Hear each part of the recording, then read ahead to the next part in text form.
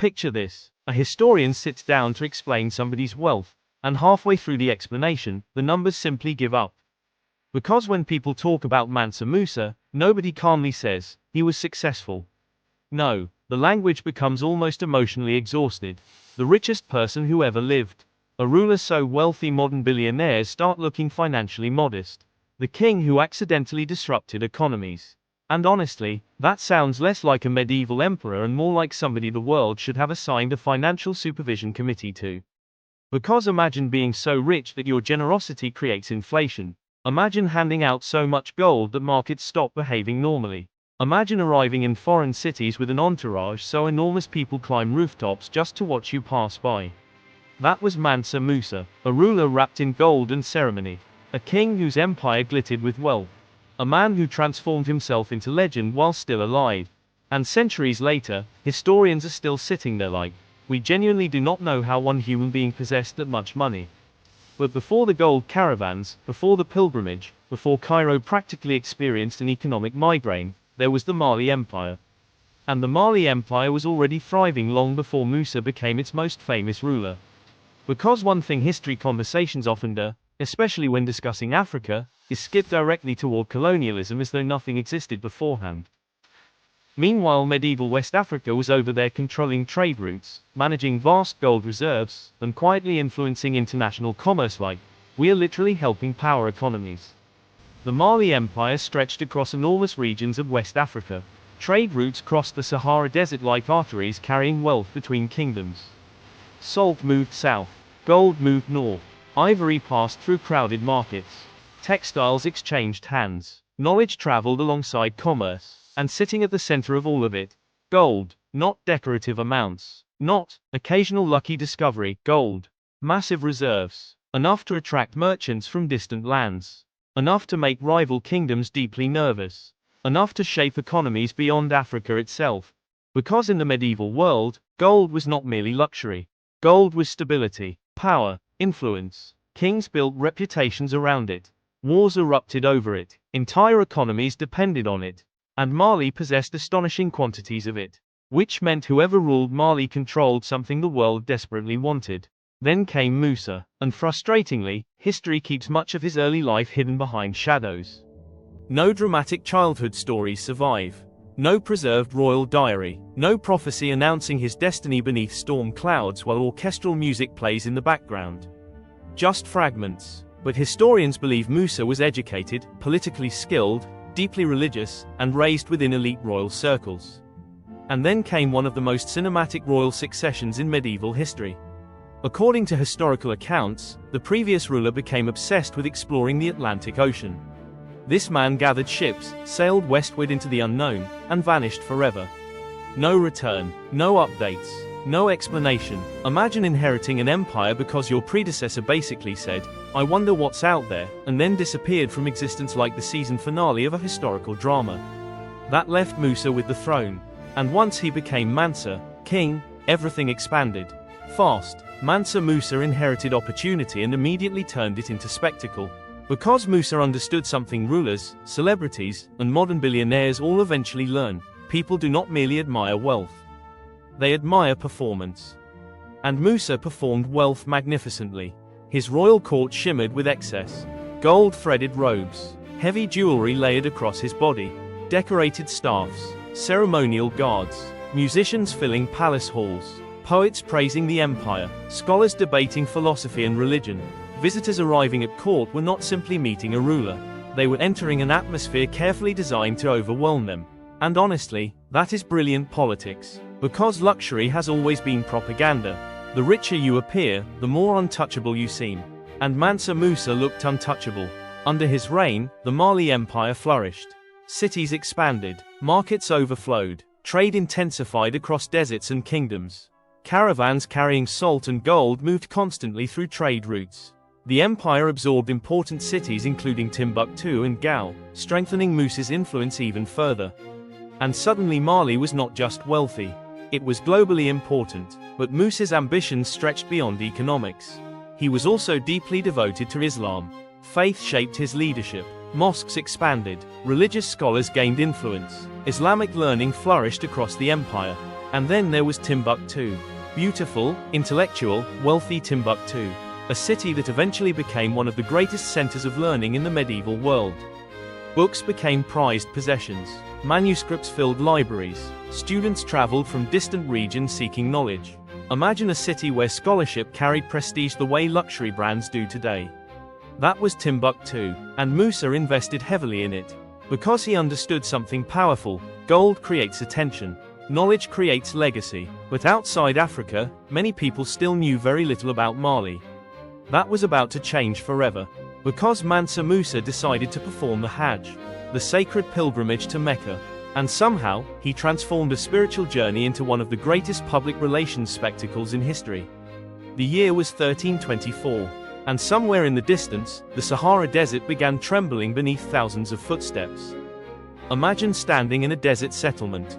You look toward the horizon. Dust rises into the air. At first it looks like a sandstorm. Then shapes begin emerging. Camels. Hundreds of them, maybe thousands, each carrying bags of gold. Behind them came attendants dressed in luxurious fabrics. Officials, soldiers, servants, musicians, royal guards, scholars, nobles, slaves wearing Persian silk. The procession stretched endlessly beneath the burning sun. And according to some historical accounts, this caravan included around 60,000 people. 60,000. At that point you are not traveling anymore. You are relocating an entire moving civilization. And honestly, Musa absolutely understood the effect this would have on people. Every kingdom they passed through became an audience. Every city became a gossip center.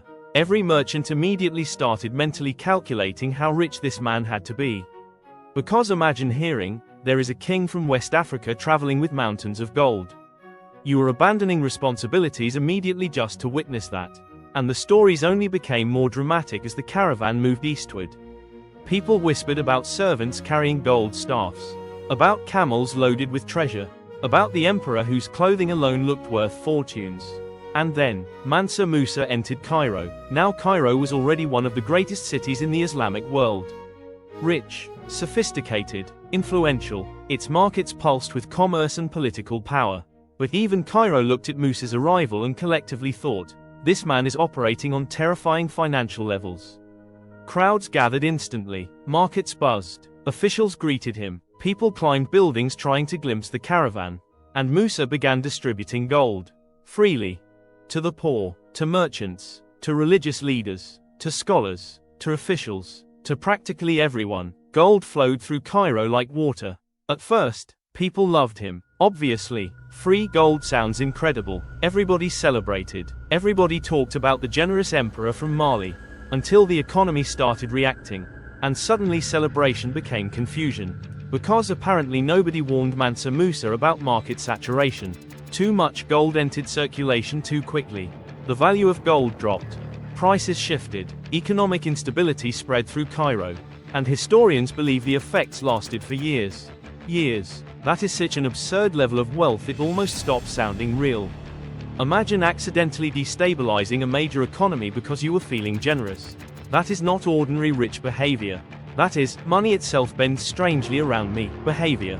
And somewhere in Cairo, merchants were probably staring into the distance wondering why gold suddenly behaved differently overnight. Meanwhile Musa is still glowing majestically somewhere surrounded by silk, scholars, guards, and enough wealth to make kingdoms nervous. But historical accounts suggest Musa eventually realized what had happened. And apparently he attempted to stabilize the situation by borrowing gold back at high interest rates to reduce circulation. Which somehow makes the story even more unbelievable. Imagine becoming rich enough to create inflation, then rich enough to personally attempt economic damage control. That is billionaire energy wrapped in medieval royalty. But by then, the legend had already escaped into the world. Travelers spread the story. Merchants repeated it endlessly. Scholars documented it. Poets exaggerated it. And European mapmakers became fascinated. Some medieval maps literally depicted Mansa Musa seated on a throne holding gold in his hand. Think about that. A ruler from West Africa became so internationally famous that cartographers placed him prominently onto world maps. That is influence. That is visibility. That is branding centuries before branding existed. And suddenly Europe became intensely curious about Mali. Curious about its wealth, its trade routes, its cities, Its ruler, Mansa Musa, had forced the world to pay attention. And honestly, that may have been his greatest achievement. But the story does not end with the pilgrimage. Because when Musa returned home, he did not simply return with a larger reputation. He returned with vision. Architects traveled back with him. Scholars followed. Builders arrived. And Musa poured wealth into transforming his empire culturally and intellectually. Especially Timbuktu. Mosques rose into the skyline. Libraries expanded. Schools flourished. The famous Jingaraba Mosque became one of the architectural jewels of the empire. Students traveled across deserts to study there. Scholars debated theology, astronomy, mathematics, law, and philosophy. Books became treasured possessions. Some manuscripts became so valuable they were treated almost like gold itself. And honestly, that may be the most fascinating part of Musa's story. Because he understood something many rulers never grasped. Wealth alone does not guarantee immortality. Legacy does. Anybody can accumulate riches, but creating centers of learning, building institutions, supporting culture, that changes history. For a time, Mali became one of the greatest intellectual and economic powers in the world. And Mansa Musa stood at the center of it all like a ruler determined to make his empire impossible to ignore. But history has a habit of humbling even the brightest empires. And after Musa's death, the cracks began appearing. Succession struggles weakened stability, leadership fragmented, political rivalries intensified, trade routes shifted, external pressures increased, and slowly, the empire that once overwhelmed the world with its wealth began declining. Not instantly. Empires rarely collapse overnight. Instead, they fade gradually, like candlelight disappearing room by room, until one day people realize the glory days are gone. And honestly, there is something strangely tragic about that. Because the same empire that once dazzled the world eventually became remembered more through stories than power. But Mansa Musa himself, he survived history, because some figures become too extraordinary to disappear completely. Even now, historians still debate his fortune. Modern economists attempt calculations. Writers compare him to billionaires. Some estimates place his wealth at hundreds of billions of dollars. Others argue no modern comparison truly works. Because how do you measure control over enormous gold-producing territories? How do you calculate influence powerful enough to reshape international awareness? How do you assign numbers to a man whose pilgrimage became global legend? You really cannot. You can only describe the spectacle. Again, and again, and again. Because centuries later, people still react to Mansa Musa the same way medieval witnesses probably did, with disbelief. And honestly, that might be the greatest flex in human history. Not merely being rich, but becoming synonymous with wealth itself. So was Mansa Musa history's greatest ruler? Or history's most extravagant showman? Honestly, probably both. And maybe that is exactly why we are still fascinated by him centuries later. Because there is something unforgettable about a king who crossed continents draped in gold, dazzled entire cities, accidentally disrupted economies, transformed intellectual culture, and turned himself into legend while still alive. That is not ordinary history. That is documentary-worthy chaos. That is royal celebrity energy before celebrities even existed. And if you love ancient drama, political spectacle, legendary rulers, historical power plays, and emperors who moved through the world like walking headlines, welcome to Ancient Gossip. Because history has always loved a good show.